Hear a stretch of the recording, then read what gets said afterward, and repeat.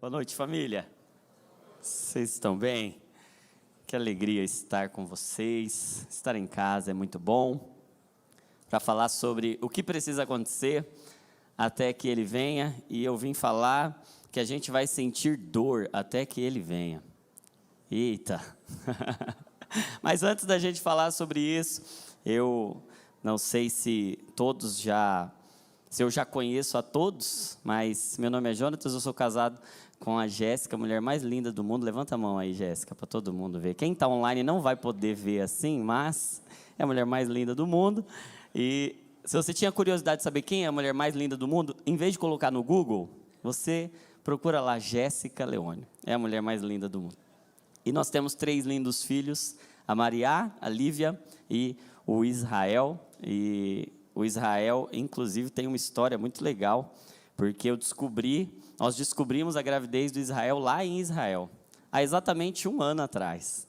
E estava marcado para a gente ir para Israel, agora segunda-feira, e aí por causa do Israel a gente não vai para Israel. E Israel agora a gente está orando por Israel, e é sobre isso que nós vamos falar, sobre guerra. Eu queria que vocês abrissem a Bíblia lá em Mateus capítulo 24, dos versos 3 ao 14. Enquanto você abre, deixa eu fazer uma pergunta. Você já sentiu uma dor muito forte? Você lembra aí qual foi a maior dor, ou a dor mais dolorida, mais dolorosa que você já sentiu na sua vida? Lembra aí, qual foi a dor mais dolorosa, a pior dor que você já sentiu na sua vida? E se você lembrou aí, talvez tenham vindo algumas ocasiões, como pedra nos rins, como hérnia de disco, cefaleia em salvas, é um tipo de dor de cabeça, ou herpes zoster, talvez algum outro tipo de dor neural, mas na minha opinião, e eu penso que essa seja a opinião da maioria de nós, a pior dor que existe, ou a dor mais dolorosa que existe, é a dor do parto, sim ou não?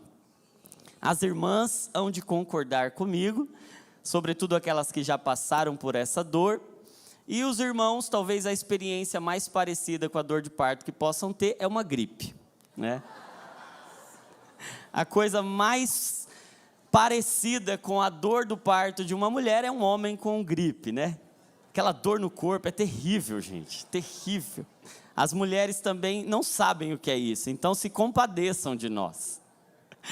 Mas o fato é que, certa vez eu me lembro de um professor me dizendo que a dor do parto era o equivalente. Lógico que dor é um conceito subjetivo, por isso é difícil a gente dizer o que dói mais, o que dói menos. Porém, eu vi alguém falando que a dor do parto era equivalente à dor de 20 fraturas ósseas ao mesmo tempo. Era como se 20 ossos estivessem quebrando ao mesmo tempo. E não só ossos, mas nervos, ligamentos, tendões, todos eles sendo lesionados ao mesmo tempo. E dói muito. Eu nunca engravidei, pelo menos não de um bebê assim, mas eu já vi muitas mulheres grávidas e já lidei com a dor de muitas mulheres grávidas, já vi muitos trabalhos de parto, ali assistindo como profissional, e tenho o privilégio de ter no currículo 3 gravidezes bem-sucedidas que resultaram em 3 lindas crianças. E eu posso dizer uma coisa para vocês, a gravidez dói, e ela, apesar de doer muito e de não ser barato, ela é o sonho de muitas e muitas pessoas, e eu penso que de uma grande maioria de todo cidadão saudável emocionalmente.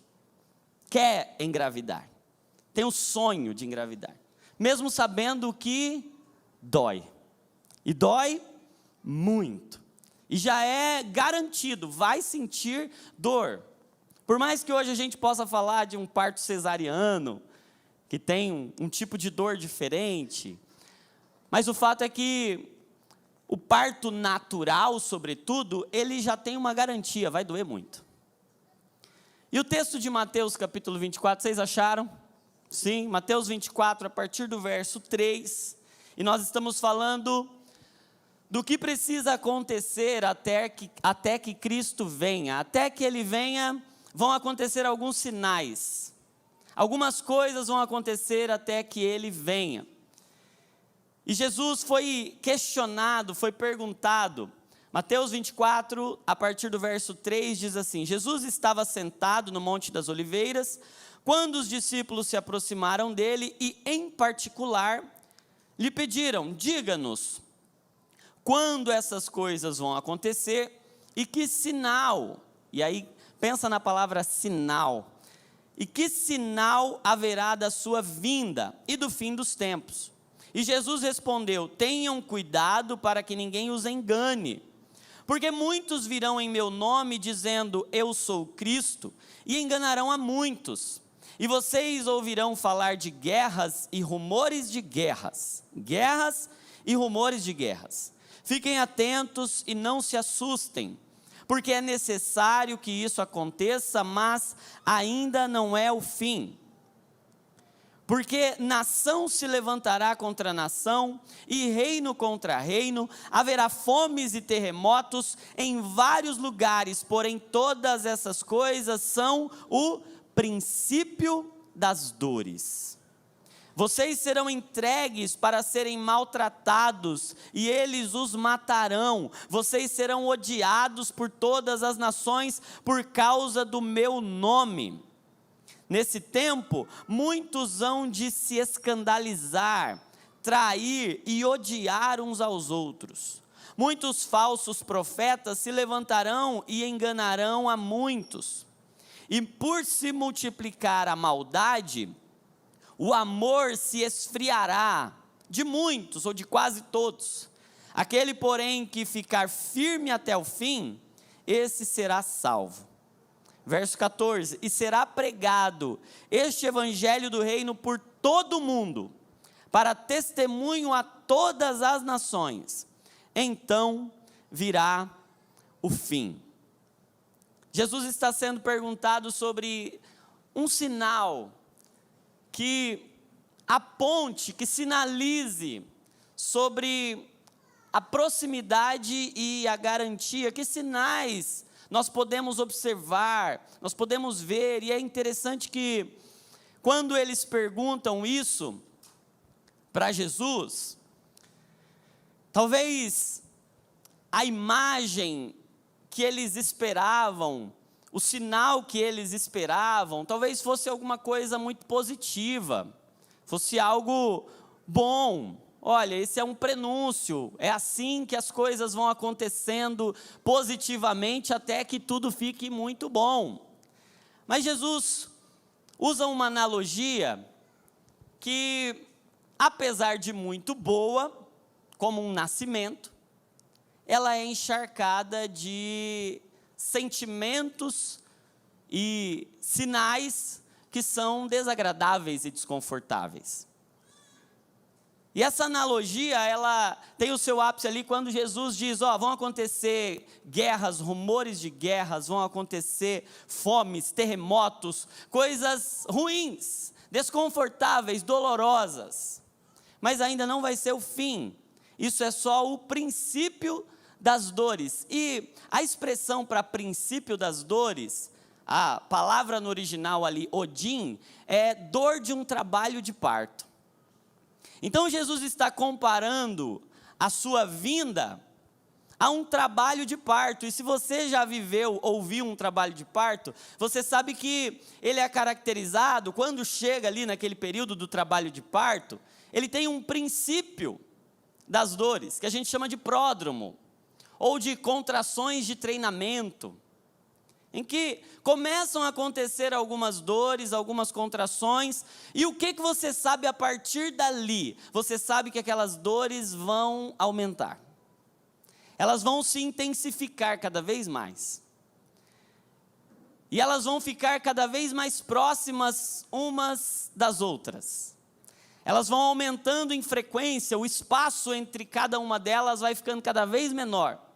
E a intensidade da dor vai ficando cada vez maior. E é isso que Jesus está nos garantindo. Olha, é como se nós estivéssemos em um trabalho de parto, e as contrações, as dores, elas vão aparecer cada vez mais intensamente e frequentemente a partir do princípio das dores, a partir do início das dores. Sabe que essa dor, ela tem uma característica diferente. A dor do trabalho de parto é uma das poucas dores que a gente paga para ter.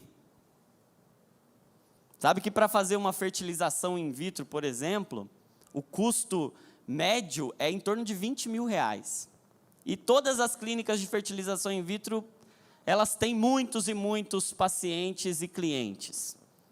Porque, grava isso, existem dores que valem a pena. Existem dores que geram vida. E qual que é a diferença de uma dor que vale a pena para uma dor que não vale a pena? É que existem dores que geram vida, existem dores que valem a pena, e a dor do parto é uma dor que vale a pena. É uma dor que gera vida. Mas tudo que está gerando vida dói. Para gerar vida, dói. Mas vale muito a pena. Vale a pena gerar. E é interessante porque Deus está gerando algo em nós. Deus já começou algo em nós. Nós já podemos sentir, nós sabemos que está vivo dentro de nós, mas nós ainda não podemos ver. Está pronto, mas ainda não está maduro.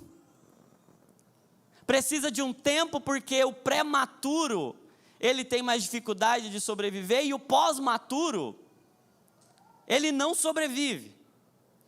Então é necessário um tempo, uma maturidade. As dores, elas vão aumentar, e a partir desse entendimento eu chego a uma conclusão que Jesus não nos iludiu. Jesus não nos iludiu. Jesus não prometeu que nós não teríamos dores, pelo contrário. Essa mensagem do venha para Jesus e pare de sofrer é uma mensagem herege.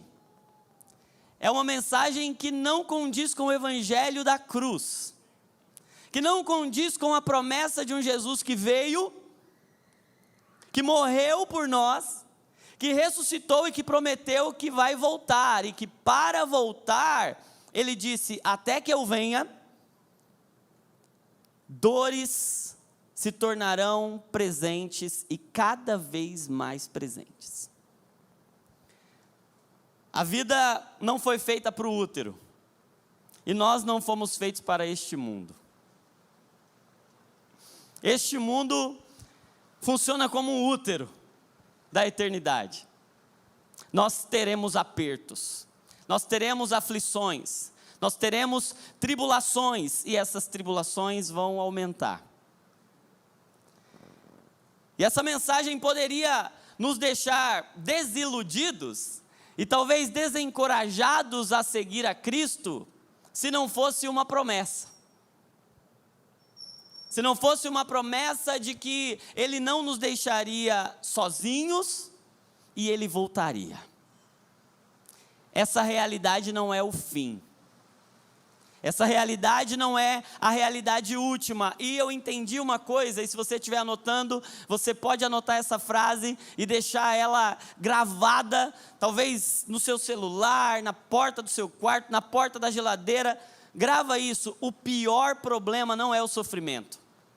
O pior problema é o sofrimento sem propósito, sem um fim. O nosso problema não é o sofrimento. O nosso problema é o sofrimento sem propósito. Sabe que Viktor Frankl, psiquiatra, estudioso da mente humana, o psiquiatra que desenvolveu a logoterapia, ou terapia do sentido, ele diz que o desespero é o sofrimento sem propósito. Desespero é um sofrimento que não tem propósito. Então o problema não é sofrer, o problema é sofrer e não saber o propósito. O problema é sofrer e não saber porquê. Ele mesmo diz que quem tem um bom porquê, suporta o como. Se você tem um bom porquê, você suporta. Porque você sabe o porquê. Então o problema maior não é sofrer, o problema maior é sofrer e não saber o propósito. E eu queria, dentro desse texto de Mateus 24, pensar com vocês sobre o propósito de Deus para as dores, até que Ele venha. Qual o propósito das dores que antecedem a vinda de Jesus? E eu percebo nesse texto dois propósitos, que casam em um só, que estão conectados, e que talvez quando essas dores forem ficando cada vez mais frequentes, a tribulação aumentando,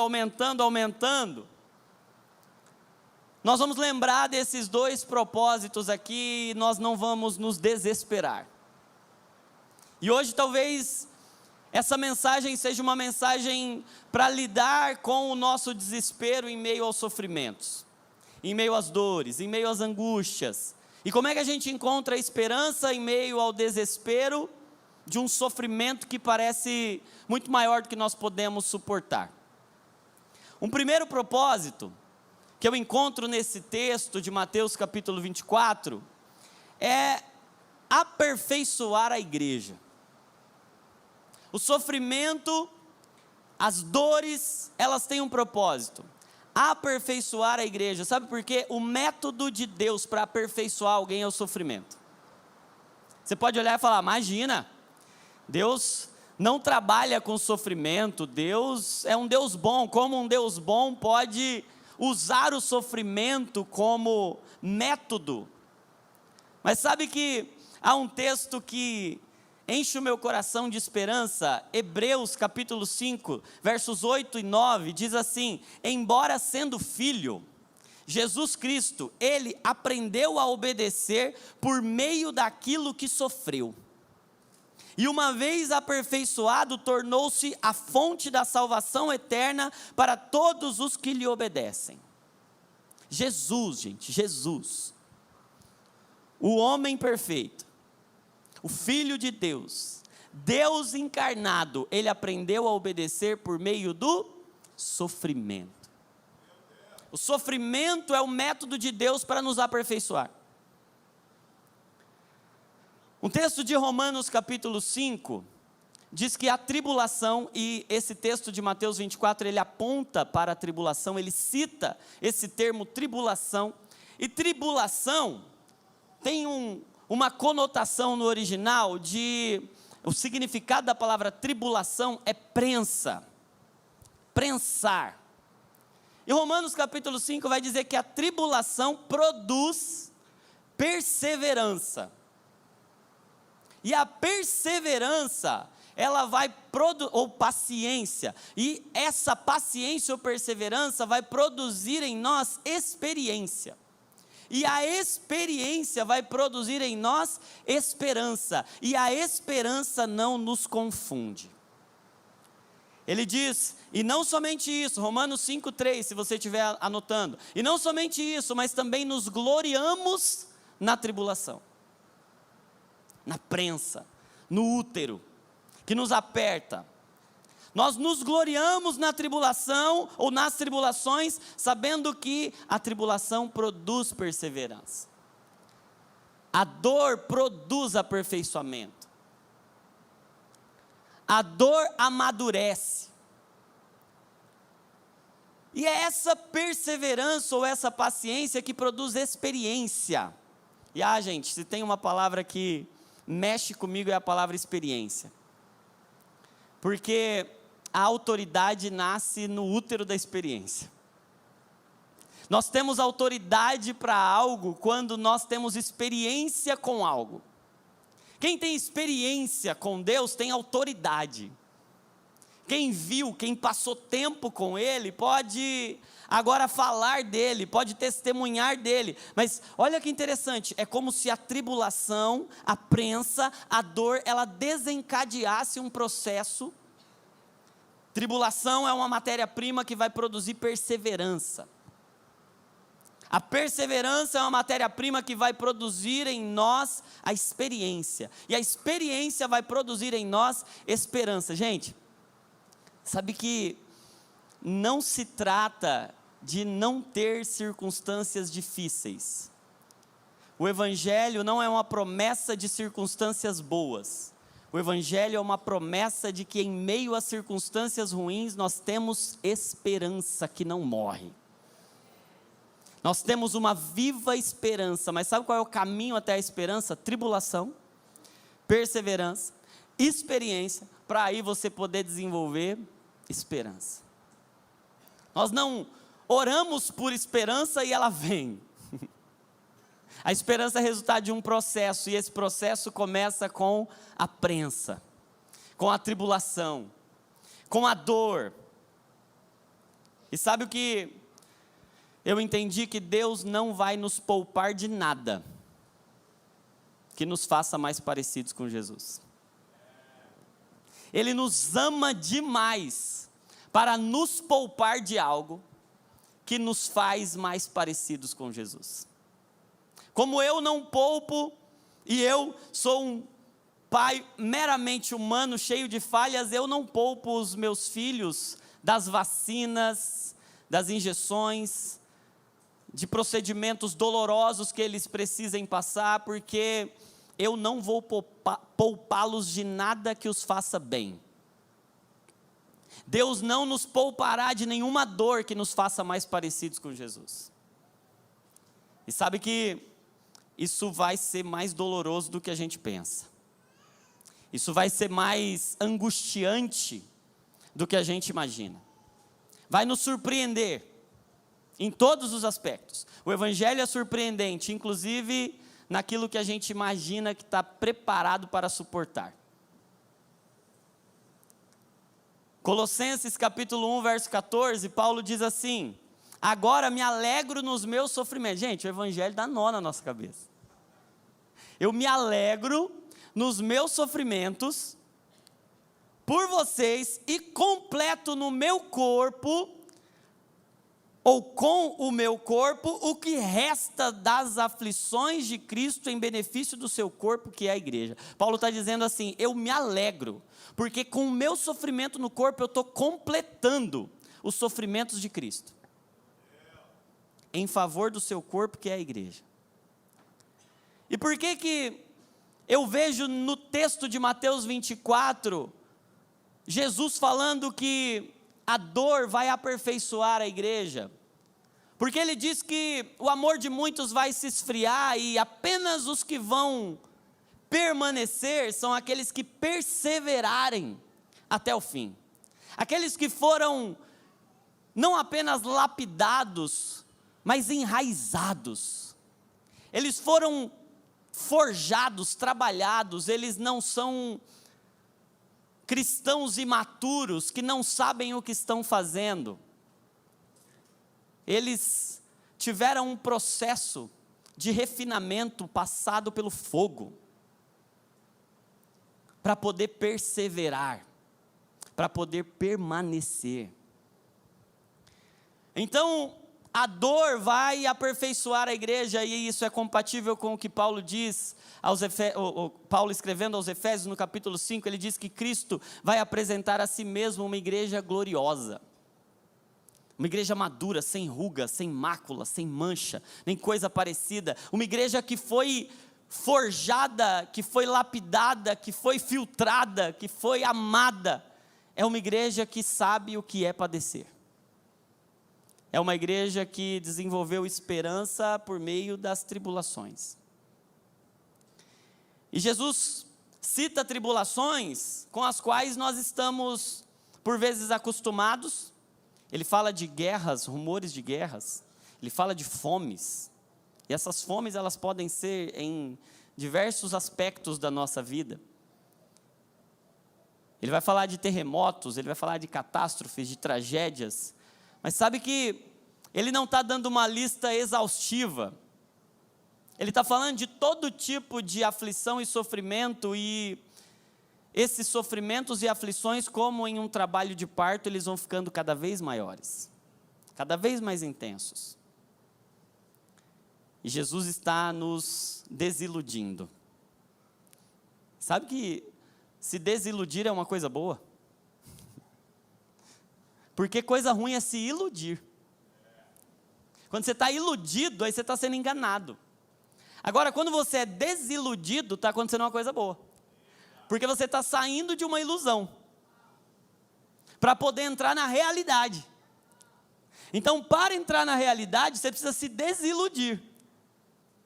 Então, Cristo está desiludindo os discípulos, falando: preparem-se para sofrer dores até que eu venha. Preparem-se para padecer. Preparem-se para as contrações. Preparem-se para agonias. Preparem-se para feridas profundas. Preparem-se para grandes lamentos. Preparem-se para chorar e angustiar-se. Porque não dá para ter esperança em meio à ilusão. A esperança do Evangelho é uma esperança realista. Teremos dores como que de parto. A promessa não é: vai melhorar. A promessa é: eu vou estar com vocês. Eu vou estar com vocês, ainda que piore.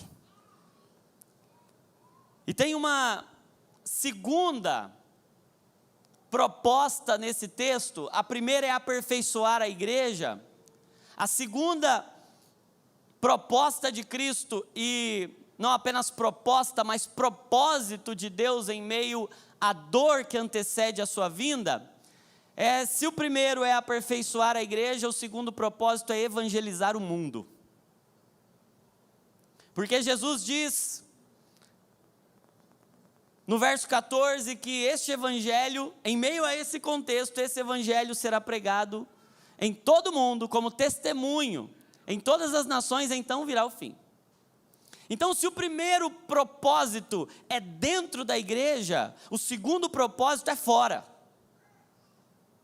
Se o primeiro está acontecendo dentro, o segundo está acontecendo fora, mas a partir do que está dentro.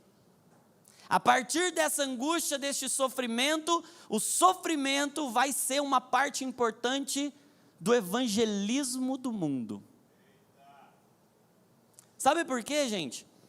Toda dor é um clamor por um Salvador. Eu vou repetir isso. Toda dor é um clamor por um Salvador.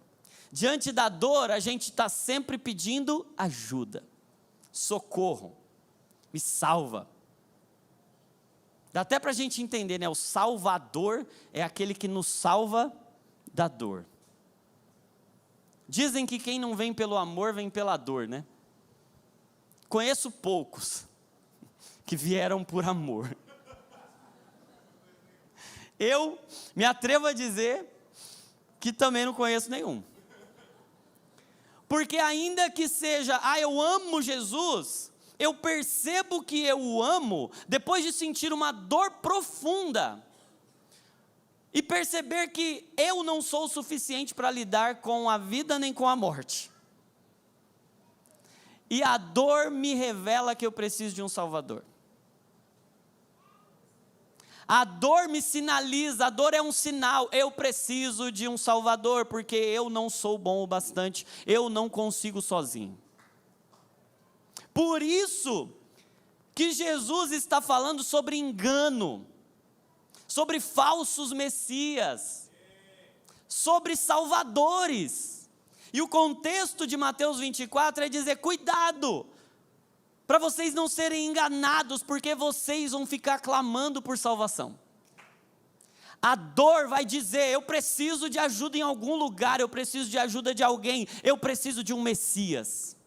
E sabe que na realidade todos nós estamos buscando por um Messias? Às vezes a gente fica concentrado nos Messias históricos, naqueles que disseram: eu sou o Cristo. E aí os judeus foram lá e acreditaram, e tem muitos relatos históricos de falsos messias, mas nós estamos o tempo todo incluindo messias, incluindo salvadores e sendo enganados. John Piper diz que o caminho mais rápido para o coração é uma ferida. O caminho mais rápido até o coração é uma ferida. Uma ferida rasga a gente. Uma ferida tira muitas objeções e coisas que a gente nunca imaginou fazer, uma ferida faz a gente fazer. Vocês lembram de Jairo?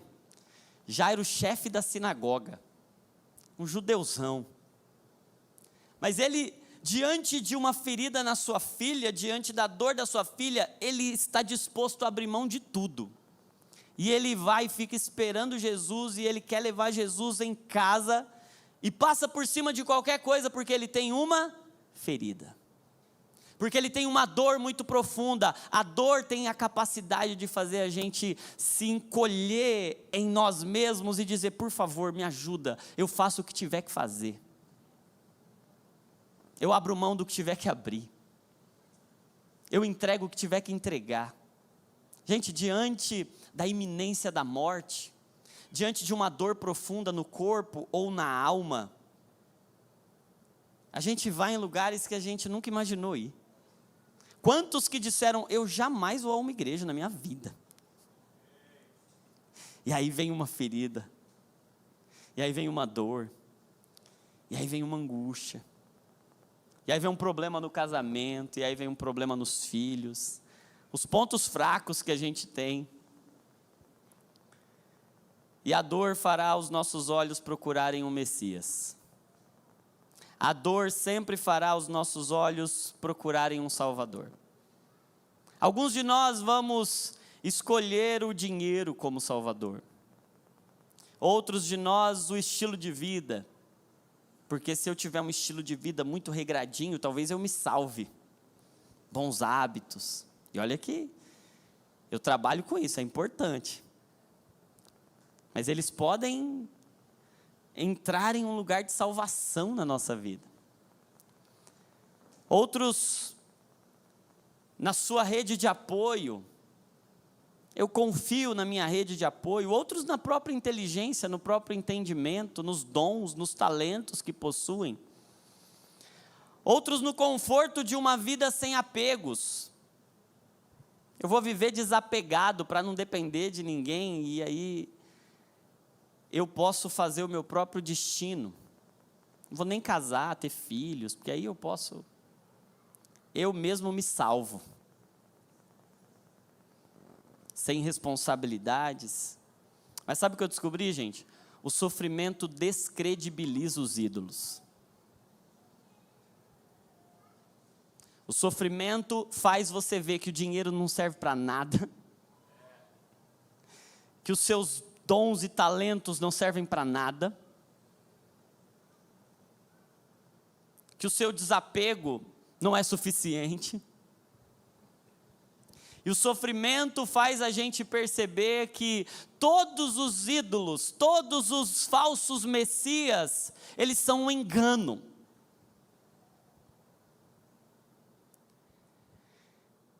E talvez esse seja o grande evangelista do nosso tempo, daqui até a vinda de Jesus. O sofrimento.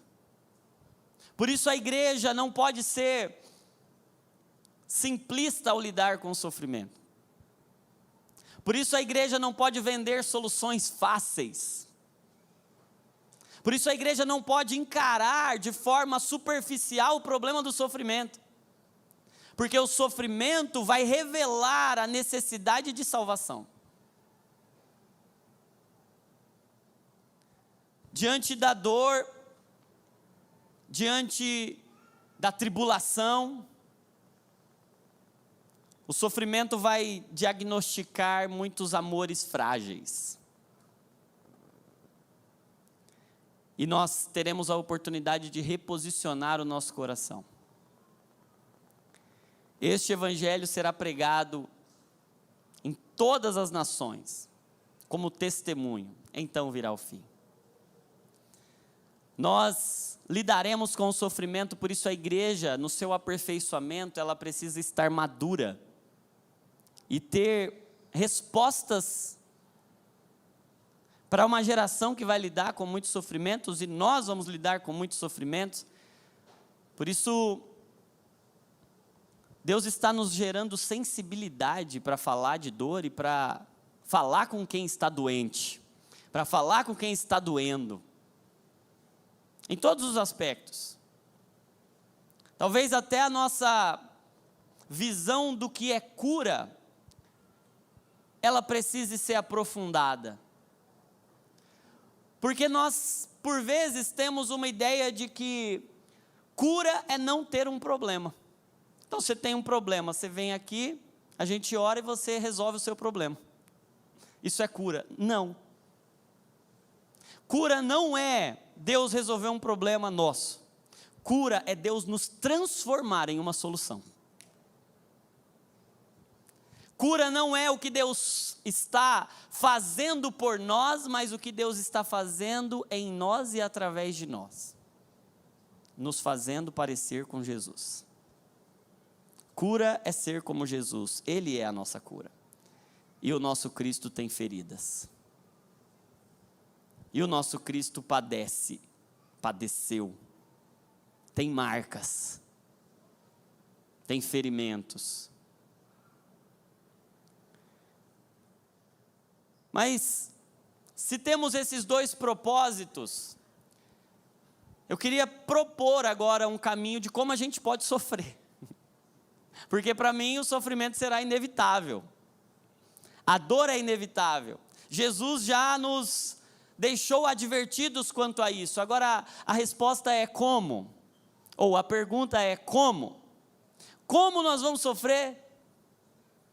Como a gente pode suportar? Porque se Jesus disse, aquele que perseverar até o fim, este será salvo, a pergunta é, como é que a gente pode suportar todas as dores e perseverar até o fim?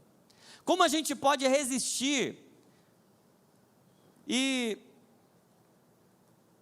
eu gostaria de deixar uma única palavra, por amor, ou duas palavras. Duas palavras. Aqui a palavra é amor. Mas a gente só pode suportar por amor. 1 Coríntios capítulo 13, você conhece o texto em que Paulo está falando sobre o amor, e ele diz que o amor tudo sofre, tudo espera, tudo crê, tudo suporta. O único jeito de suportar o sofrimento é por amor. Se não for por amor, a gente não aguenta. Só amando, mais do que sentindo dor, que você consegue suportar a dor, porque o amor é maior do que a dor. Então só quando o amor é maior do que a dor, a gente pode suportar. Ele diz que aqueles que suportaram foram aqueles que não tiveram o seu amor esfriado. Porque por se multiplicar a iniquidade, o amor de muitos esfriou. Então quem suporta é quem não deixa o amor esfriar. Um amor que não esfria pela maldade. Gente, a maldade vai aumentar. Jesus disse, por se multiplicar a maldade ou a iniquidade, o amor de muitos esfriou.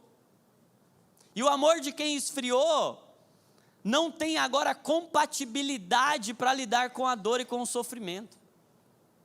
Por isso, Jesus vem buscar uma noiva, e eu acho linda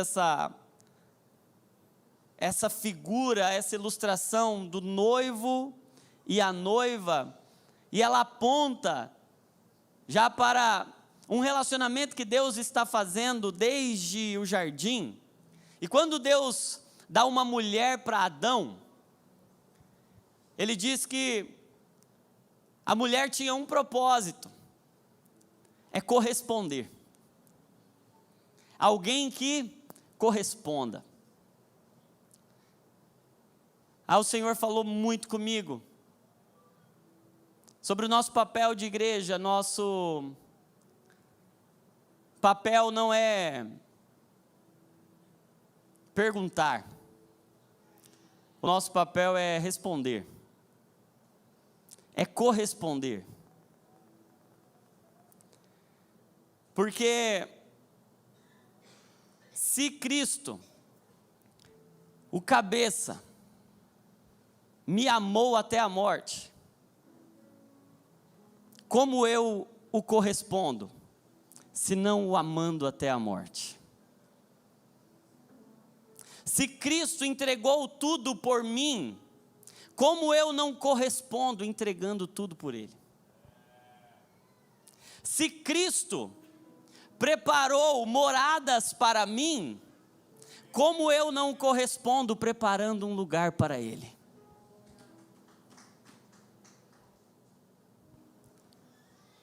Se Ele nos amou com amor incondicional, como não corresponder amando-o incondicionalmente, apesar de toda a dor? Porque Ele nos amou apesar de toda a dor.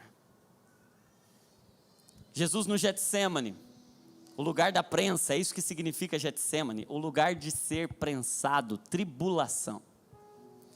Jesus angustiou-se, e Ele disse: a minha alma está angustiada até a morte. E Ele sua gotas de sangue, grandes gotas de sangue. E Ele ali poderia ter desistido, e Ele disse: Pai, se possível, passa de mim esse cálice, sem que eu beba. Ele passou por uma angústia profunda, Ele passou por uma dor profunda na alma.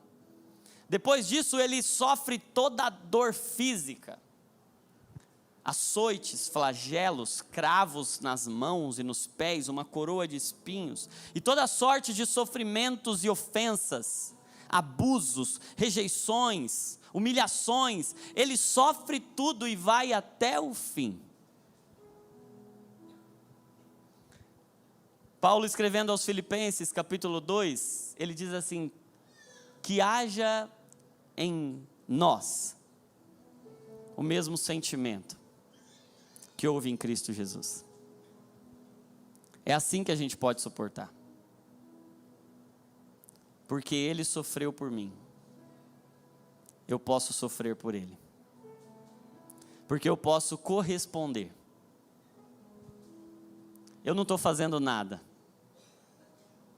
eu não estou dando nada que primeiro eu não tenha recebido. Que haja em nós o mesmo sentimento que houve em Cristo Jesus, é dizer, agora nós seremos um, e os sentimentos que Ele tem eu terei, e o sentimento dele por mim é o sentimento de amar até a morte, e o meu sentimento por Ele, e o nosso sentimento por Ele, é de responder, com amor até a morte. E até a morte não quer dizer apenas no tempo, até aquele dia, é um amor mesmo diante da morte. E talvez esteja distante lidar com algumas questões muito dolorosas, mas talvez aqui, hoje, agora, a grande pergunta é: como eu lido com o meu ordinário, normal, minha segunda-feira de manhã, meu trabalho, minha rotina, meus afazeres, sabendo que o meu grande propósito para a vida é corresponder ao que Ele fez por mim. Porque agora os sentimentos dEle devem ser os meus sentimentos. E se Ele me amou até a morte, eu agora tenho que amá-lo e devo amá-lo até a morte.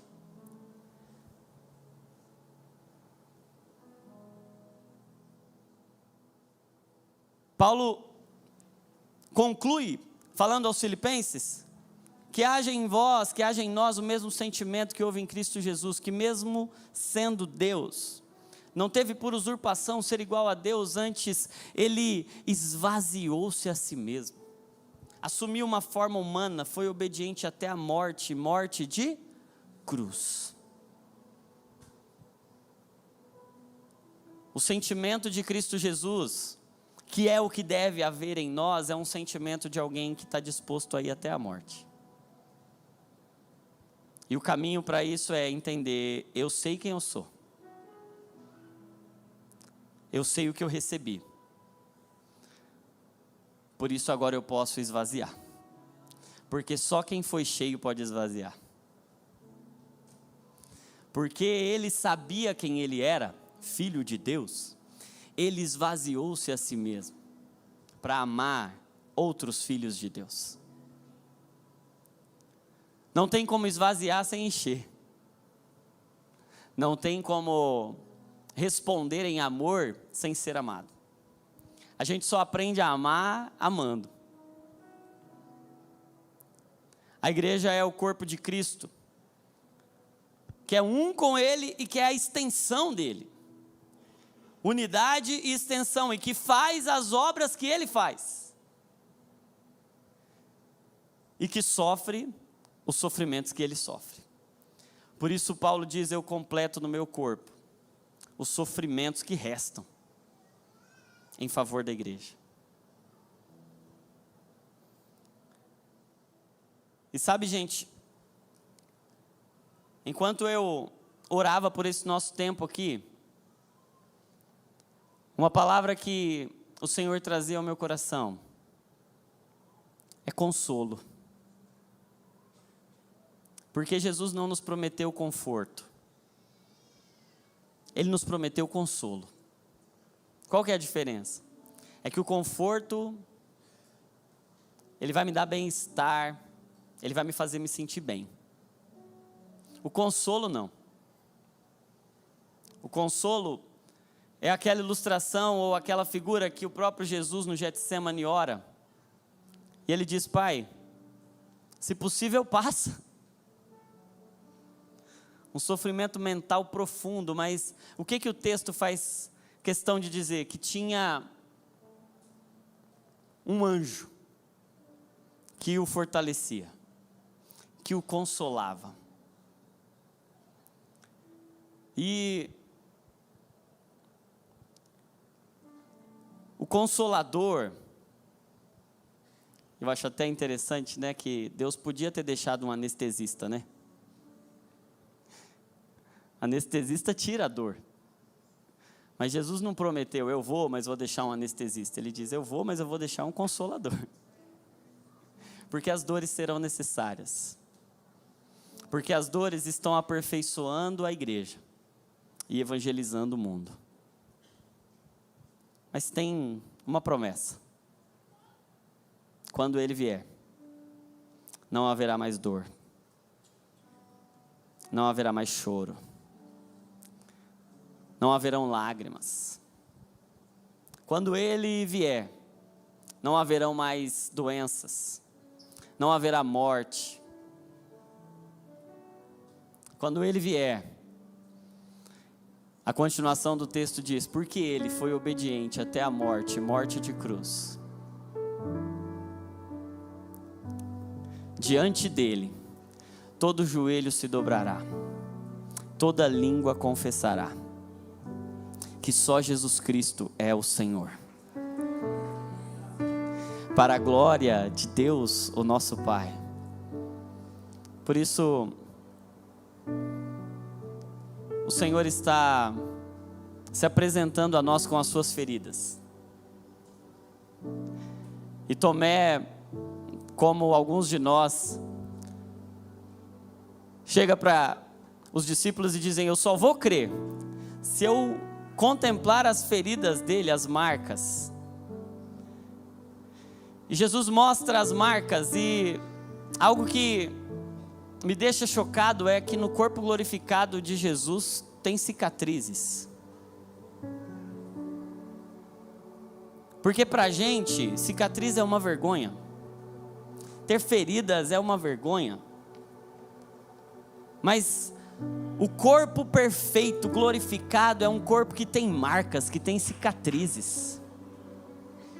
Porque a cicatriz é uma evidência de que a vida venceu a morte. A cicatriz é uma evidência que a morte poderia ter dado a última palavra. Mas a vida gritou. E hoje, assim como Tomé, a gente pode olhar para um Deus ferido, para um Deus que sabe o que é padecer, para um homem de dores, que sabe o que é padecer, experimentado no sofrimento.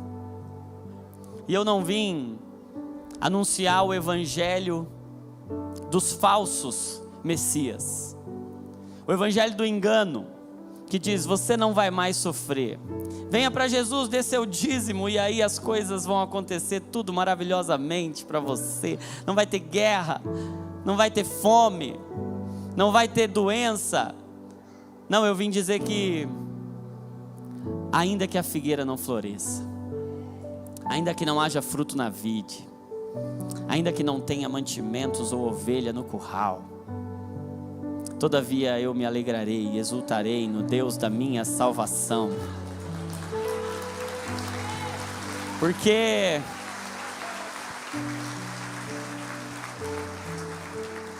toda dor é por enquanto.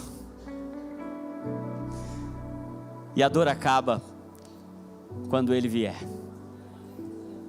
E a gente pode dizer: eu vou aproveitar essa dor aqui, porque essa dor está me fazendo mais parecido com aquele que suportou todas as dores por mim. Não tem uma dor que a gente tenha experimentado que Ele não tenha passado por ela. A dor nos aproxima. Sabe que a gente se conecta com quem sentiu dores parecidas com a nossa? Quando a gente encontra alguém que passou pelo que a gente passou, a gente fala: puxa vida, eu vou ajudar essa pessoa, porque eu sei o que é isso. Hebreus capítulo 4, verso 15 diz que nós temos um sumo sacerdote que se compadece das nossas fraquezas e que diz para nós: eu sei o que você está passando e eu vou passar com você. E tem uma coisa: é muito ruim o que você está sentindo, mas quando eu vier, vai acabar. Enquanto isso, você pode permanecer e perseverar até o fim. E o convite do evangelho é esse: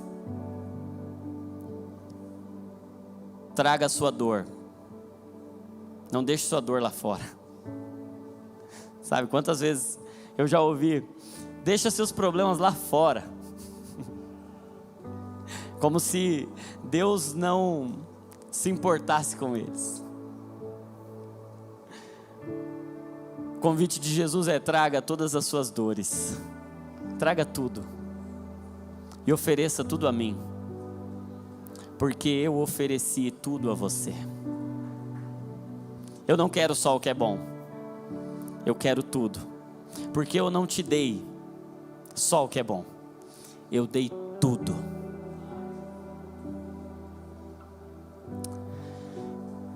Nós vamos orar agora. Enquanto nós orarmos, o Espírito Santo vai visitar esse ambiente aqui com um consolo, com um toque suave. Talvez alguns de nós estamos hoje passando por grandes dores. E sabe que quem não está passando por uma dor hoje precisa sair daqui com uma dor. Nós estamos diante de uma guerra. A coisa mais cristã que nós podemos sentir hoje é dor. É sentir o sentimento de Cristo. Alguns de nossos irmãos estão padecendo. E a gente acha que o Evangelho é sobre um Deus que acaba com o nosso choro, mas o Evangelho é sobre um Deus que vai visitar o seu amigo, ou a família de amigos que está enlutada, e o que ele faz antes de ressuscitar é chorar junto. É dizer, eu não vim aqui simplesmente para dizer pare de chorar. Eu vim aqui para, antes de dizer pare de chorar, chorar com você, consolar você, me compadecer de você, porque eu não estou só resolvendo um problema, eu estou te transformando em uma solução.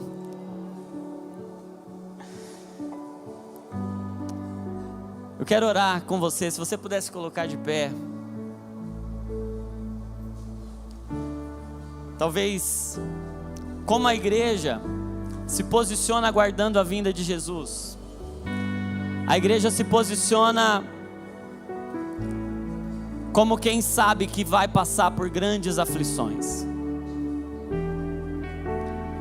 mas que desfruta de um consolo e de um amor maior do que toda dor. Duas coisas vão acontecer aqui agora. Nós vamos orar, e quem está sentindo dor vai experimentar consolo e vai perseverar até o fim. Segunda coisa, o amor vai aumentar, porque a gente só persevera quando o amor é maior do que a dor. Talvez a dor não vai diminuir, mas o amor pode aumentar.